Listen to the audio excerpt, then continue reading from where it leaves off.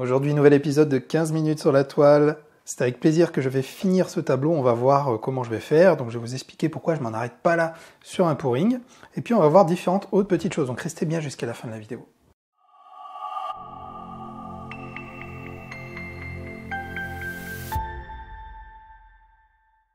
Bonjour les artistes, j'espère que vous allez bien. Je suis très content de vous retrouver pour cette nouvelle vidéo.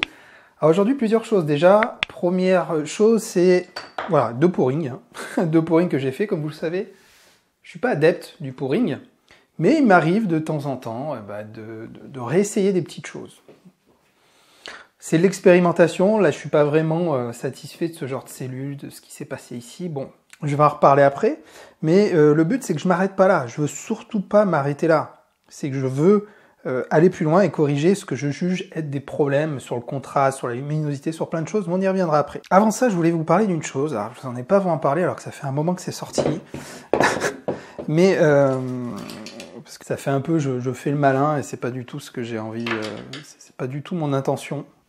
Mais je vais quand même vous en parler, parce que je tenais à les remercier. Alors j'en ai déjà parlé sur mon compte Instagram, alors je fais une parenthèse, mon compte Instagram, si vous voulez voir ce qui se passe tous les jours, je diffuse tous les jours, donc dans ma vie d'artiste, que ce soit les bonnes, les mauvaises nouvelles, comme pour ceux qui me suivent, vous savez qu'il n'y a pas eu forcément que des bonnes nouvelles ces derniers jours, il y a eu différentes choses, et je partage tout avec vous en fait. Et je vous avais expliqué entre autres pour ce qui s'était passé avec ce magazine, Regard Magazine. Donc Regard Magazine, je vous en parle rapidement, mais m'a contacté pour faire un article, il y a, oula, c'était avant le confinement, c'était avant le confinement, donc ça fait déjà un bon moment. Et ils m'ont dit, écoute, on te propose de faire un article. Alors au début, je me dis, bon, ça va me coûter combien? Moi, je veux pas d'article payant, c'est pas la peine. Et puis on me dit, non, mais c'est nous qui te proposons de faire un vrai article sur toi, voilà, c'est gratuit, bien entendu, dans le magazine Regard Magazine. Donc super touché, super content. Et aujourd'hui, il est sorti. Alors, Regard Magazine, qu'est-ce que c'est? Regard Magazine, c'est un magazine que vous pouvez avoir gratuitement dans plus de 70 communes autour de Valence. Donc c'est local, hein. Vous le trouvez en sortie des commerces, devant les bureaux de tabac, les boulangeries, un peu de partout. Donc si vous êtes de la région, allez-y, c'est gratuit, autant en profiter. Alors, je vais pas faire ma publicité ici, mais voilà, juste pour résumer, ils ont fait un article sur 2 pages, donc ça m'a beaucoup touché. Et voilà, je tenais par cette vidéo aussi les remercier. Si vous souhaitez lire l'article, vous avez la version papier ou la version numérique, le lien est dans la description. Pour faire une parenthèse sur les magazines, moi je commence à avoir de plus en plus de demandes d'interviews, bon, ça me touche beaucoup, mais c'est vrai qu'au début c'était pas comme ça, et c'était plus moi qui essayais de les contacter, même pour la presse locale. La presse locale, c'est quelque chose que vous pouvez faire. Les journaux, quand vous faites une exposition, contactez-les. Contactez-les, dites-leur tout simplement que vous êtes artiste, que vous allez faire une exposition à tel endroit et vous essayez, vous passez ça à toute la presse locale, vous envoyez des mails, vous trouverez facilement sur internet des adresses de contact. Moi ça a marché ça dès le début, dès que j'ai commencé à en faire en 2012. Après pour tout ce qui est magazine et presse au sens plus large, c'est un peu plus complexe effectivement. C'est eux au bout d'un moment qui vont venir vers vous, qui vont s'intéresser à vous et c'est une superbe expérience forcément. Bon, j'ai assez parlé de moi, maintenant on va finir ce tableau ensemble. Bon, pour vous parler de ces 2 tableaux, comme je vous ai dit, j'ai réexpérimenté le pouring, vu qu'il reste toujours un peu de produit, j'ai fait sur 2-3 châssis et je vais en garder 2 apparemment par rapport à ce qui s'est passé. Celui-là, je suis pas convaincu, il y a des choses qui me plaisent pas. Plus sur la composition, c'est pas vraiment quelque chose qui... Enfin bon, pour vous parler, je vais déjà travailler avec vous aujourd'hui sur celui-là, puis on avisera après. Au niveau des châssis, alors qu'est-ce que c'est que ces châssis? Ces châssis, c'est tout simplement les châssis que j'ai commandés il y a peu, les Gearstacker. Les Gearstacker, je vais arrêter de travailler avec ces toiles-là. Je vous expliquerai très bientôt, mais je démarre un partenariat avec Master Toile et j'en suis vraiment très heureux parce que mon objectif était de trouver des châssis de fabrication française qui sont éco-responsables et de très bonne qualité. Et voilà, ça a été un véritable coup de cœur avec Master Toile et je vais vous présenter ça très bientôt. En attendant, j'ai encore beaucoup de châssis à utiliser et j'ai ceux-là, ce sont des châssis, donc là on est sur des châssis XL qui sont très épais, donc c'est vraiment plusieurs centimètres de hauteur, comme vous pouvez le voir, c'est très très épais. Et la toile en elle-même fait 20 cm. 20 cm, c'est bien pour du pouring, c'est pas trop grand et l'épaisseur donne quand même un certain cachet, un petit quelque chose. Ici, je sais que beaucoup adorent garder les bords, comme ça, pour du pouring. C'est vrai qu'ici, les résultats est plutôt pas mal. Soit je vais les peindre en noir, soit je vais combler les trous effectivement en refaisant un violet qui va être à peu près similaire, qui va avoir à peu près les mêmes teintes. Voilà, je vais vraiment poser ma réflexion à ce niveau-là. Donc ce que j'aime bien ici, c'est qu'on a une sorte de composition. Moi j'y vois une délimitation ici que j'ai envie de travailler. J'ai envie de travailler aussi, de faire peut-être des points de lumière pour donner, vous savez, c'est ma petite touche, les points de lumière, j'adore en faire. Je vais peut-être accentuer les violets ici, essayer de donner, comment dire, de les saturer un peu, ou de glisser chromatiquement sur du pourpre, peut-être en rajoutant un peu de pourpre, jouer un peu sur les teintes, voilà, sans aller trop loin, ou alors directement remettre un coup de violet pour avoir quelque chose de plus acidulé. Je vais donner ma réflexion. Je vais peut-être commencer ici avec du pourpre, j'y vais voilà, au fil de l'eau, comme ça, avec l'idée que j'ai en tête, et puis on va y aller. Ça va être des petites retouches subtiles, je ne vais pas fondamentalement changer tout le tableau. Alors si je rajoute un peu de pourpre comme ça, on va avoir quelque chose d'un peu plus rosâtre, ça peut être intéressant. Alors ce que j'aurais dû faire avant de commencer, parce que le bruit ne va pas être agréable, c'est d'enlever ces punaises.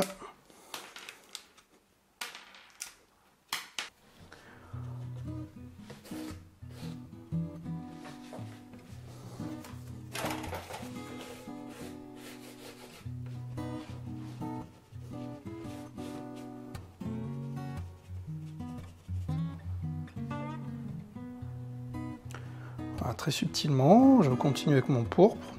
C'est intéressant. Chromatiquement, ça permet d'avoir quelque chose d'un peu plus...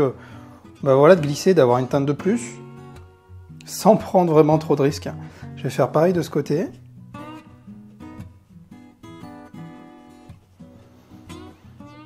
Bon, on est sur du quasi-glacis, ouais, on est encore, comme d'habitude, je travaille toujours comme ça, je travaille avec beaucoup de transparence, j'aime bien jouer sur l'opacité, avoir un côté plus opaque que l'autre, et puis après tirer ma peinture.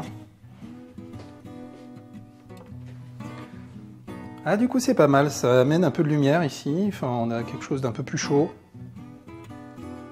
On a un peu moins froid. Et ici ça a tendance à vraiment révéler mes violets.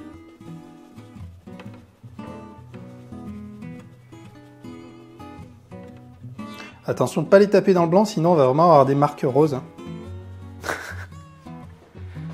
Voilà, vous voyez, en quelques touches de pinceau déjà, il y a déjà du changement. Je vais quand même, en diluant un peu, aller voir ce que ça donnerait. Et je peux toujours enlever avec un chiffon si je vais taper dans les blancs là-haut. C'est pas génial.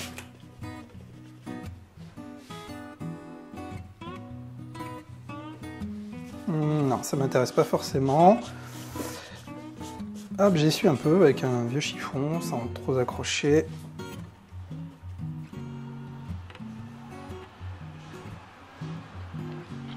Je vais continuer à rajouter du pourpre en bas.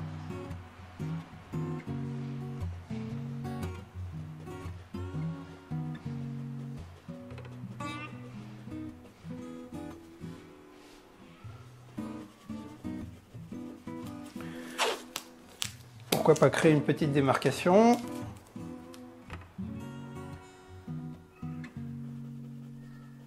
Toujours avec mon pourpre.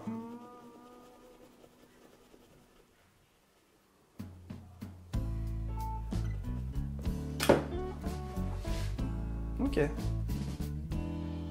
Oui, pourquoi pas. C'est imposé parce que là on a une espèce de fluidité. Il n'y a pas de ligne vraiment droite, il n'y a pas de coupure franche, et là j'en place une, certains vont dire oh là là, c'est pas terrible du coup. Bah moi j'aime bien. Certains vont dire c'est un peu provocateur. Non, c'est pas mal. Enfin moi ça me va en tout cas. Faut que ce soit subtil les glacis, donc je vais pas appuyer plus, je vais peut-être en rajouter un tout petit peu ici.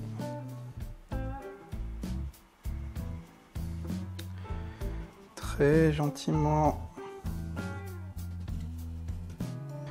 Je fasse attention au degré des teintes. Si je sature trop ici, je vais avoir un déséquilibre. Ouais, c'est le cas. On va tout simplement tirer la peinture pour casser ce déséquilibre sans forcément enlever.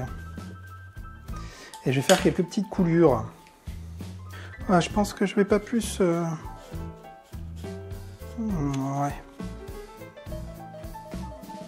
Peut-être récupérer un peu de violet ici. Ouais, c'est déjà pas mal cette partie inférieure, je vais pas plus y toucher. En dessus, je pense que je vais rééquilibrer avec cette cassure ici. Je vais en refaire une blanche. Je vais faire des petits points de lumière pour m'amuser quand même. Parce que c'est quelque chose que je pense pas vraiment l'avoir déjà fait dans mes souvenirs sur du pouring. Donc ça peut être une expérience sympa.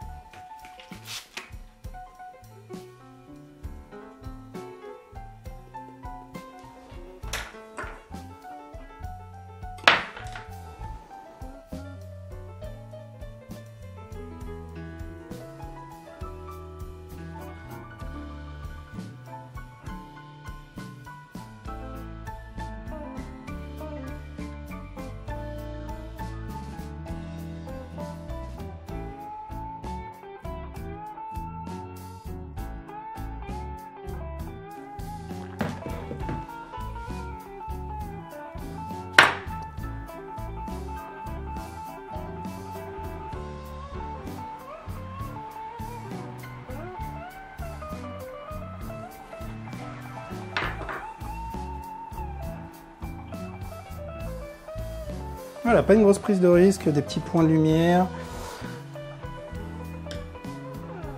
Je vais ici pour équilibrer, je vais faire une sorte de symétrie centrale et je vais faire une ligne ici à peu près pour équilibrer. Il faut que je refasse sur l'extérieur, donc je vais la faire comme ça.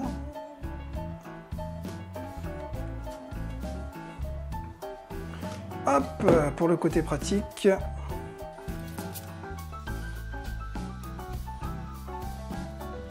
Pour le matériel, les bandes de scotch, etc., c'est tout dans mon guide. Comme vous le savez, je vous remets le lien. Le lien est dans la description, vous le trouverez aussi en fin de vidéo, vous le trouverez un peu partout. Et dans ce guide, il y a tout le matériel que j'utilise, hein, tout simplement. Matériel simple. Ça va être pas mal cette zone de lumière. Je vais encore l'accentuer. J'attends un peu de séchage.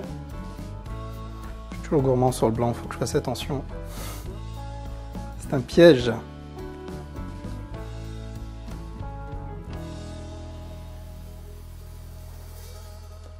Tada!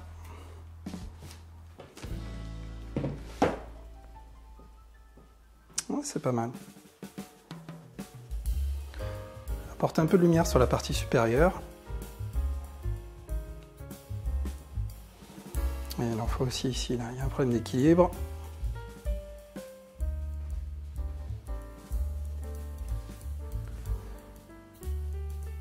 Et je vais en ramener un peu dans mon angle ici aussi. Beaucoup de peinture là.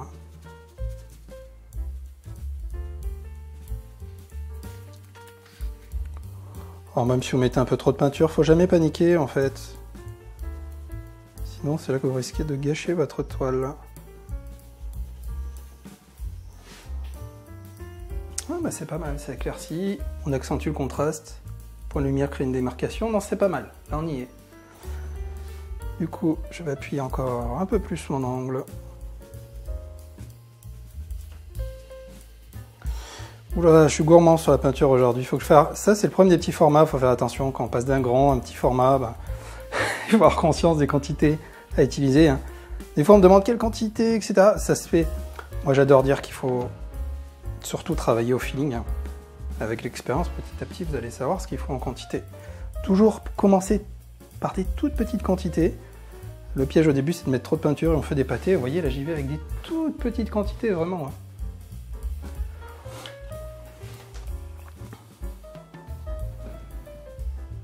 Alors ici, ce qui me chagrine, c'est que si je dois... Bon, ouais, on va faire ça. Je vais garder les bords. Je vais faire plaisir à certains. Je vais garder les bords. Bon, déjà, je me focalise sur le reste. Si je garde mes bords, là, il va falloir que je mette un peu de blanc. Et ouais, il faut qu'il y ait une continuité dans ce qu'on fait. Hein. Ça commence à faire beaucoup de boulot, hein, mais c'est ça qui est super intéressant. Alors, déjà, en soi, sur le tableau en lui-même, je crois que je vais rester comme ça. Je mettrai bien quelques pointes de... Ah, peut-être pas cette fois-ci, hein. Je me tâte. Faire quelques projections de peinture. On a déjà des petits points blancs ici, je vais peut-être pas trop charger. Je vais rester là, bon, c'est déjà bien. Pour un 20 par 20, c'est bien. L'équilibre est là. Maintenant, bah, écoutez, on va voir si on a le temps de faire ensemble les bords. Alors, je vais essayer de retrouver le mélange, les teintes qu'il y a ici. Pas forcément évident. À savoir qu'ici... Et ouais, j'ai la continuité de mon travail. Il faudrait pousser le vis jusqu'au bout et continuer le travail. Non, c'est vrai que ça ne correspond pas vraiment à ma façon de travailler, et sinon j'aurais continué, il faudrait que je continue le travail que j'ai fait sur la toile ici. Ça commence à devenir complexe. Non, ça me va pas. Je vais faire des bords noirs. Je vais faire mes bords noirs. Je sais que beaucoup vont pas être contents, mais j'en suis désolé. Là, le problème du bord noir aussi, c'est qu'on a des bords assez épais quand même. Hein. Ça peut beaucoup trancher, ça peut en choquer certains, d'autres au contraire vont adorer. Alors, je vais faire mes bords. Avant ça, je vais signer ma toile. Alors là, on est sur quelque chose d'assez épais. Il va falloir que je m'adapte. C'est parfait. Alors, j'aime bien le sens de composition pour une fois. Pour les Posca, c'est pareil. Tout mon matériel, le guide du matériel, n'oubliez pas.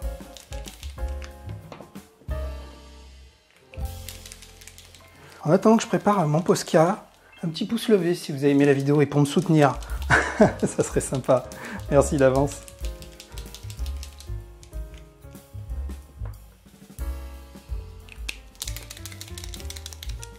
Allez, c'est parti. Donc ici...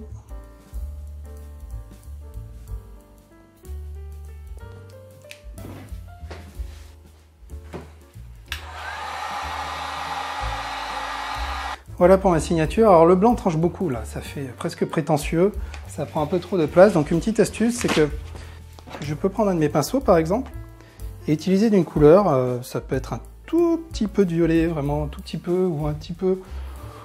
Je vais venir mettre un peu de magenta, je vais le faire avec un essuie-tout. Je sais que j'aurai le meilleur résultat.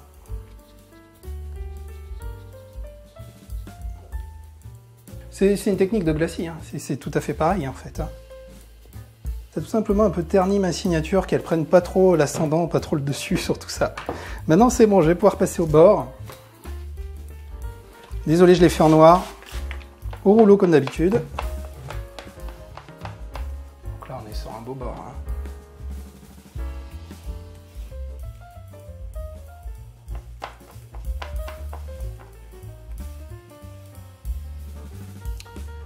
Il y a beaucoup d'eau dans cette peinture, on va faire attention. On va faire, je pense, une première couche pas très précise. On reviendra après ici, c'est quand même beau. Moi j'adore hein, ce contraste noir.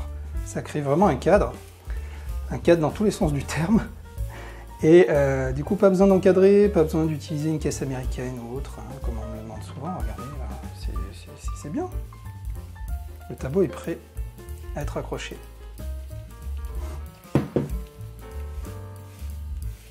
Oui, si j'avais plus l'habitude du pouring, si je mettais plus de quantité, mais j'aime pas trop en mettre parce que j'aime pas gaspiller, j'aurais pu faire couler davantage et faire des bords voilà, qui couvrent l'intégralité de mon tableau. Mais à la vue de cette problématique et des autres, enfin de ce que je vous ai dit tout à l'heure, je peux pas le faire.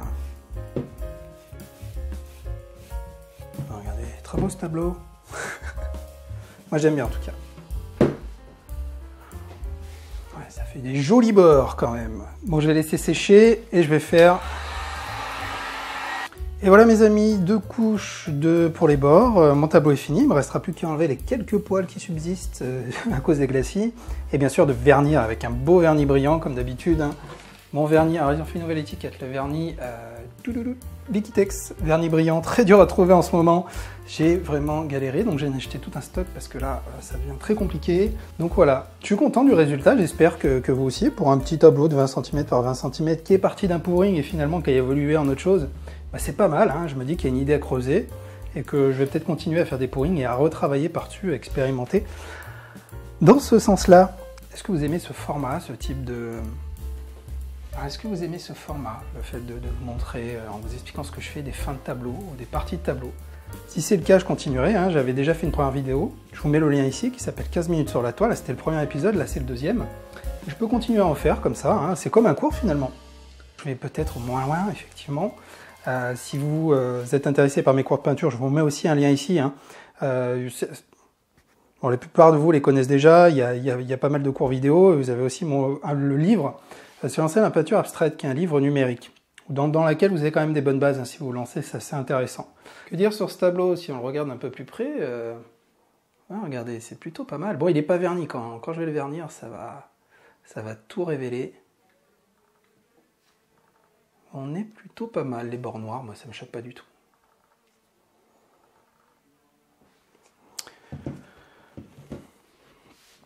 Voilà, avant de vous quitter, pour ceux qui ne me connaissaient pas, je m'appelle Anthony Chambaud, je suis artiste peintre, j'ai la chance aujourd'hui de vivre de ma passion, et je partage avec vous sur cette chaîne, comme vous voyez, plein d'astuces, hein, si vous aussi vous voulez tout simplement prendre les pinceaux et vous amuser et faire de la peinture abstraite. Donc n'oubliez pas de vous abonner si c'est le cas, le lien est en dessous, ça vous permettra de recevoir les prochaines vidéos, d'être notifié, et bien sûr d'être au courant quand il y a des différents lives, parce que je vais faire aussi différents lives et j'en fais régulièrement. Je vous remercie d'avoir regardé cette vidéo et moi je vous dis à très bientôt pour une autre vidéo mes amis. Ciao ciao.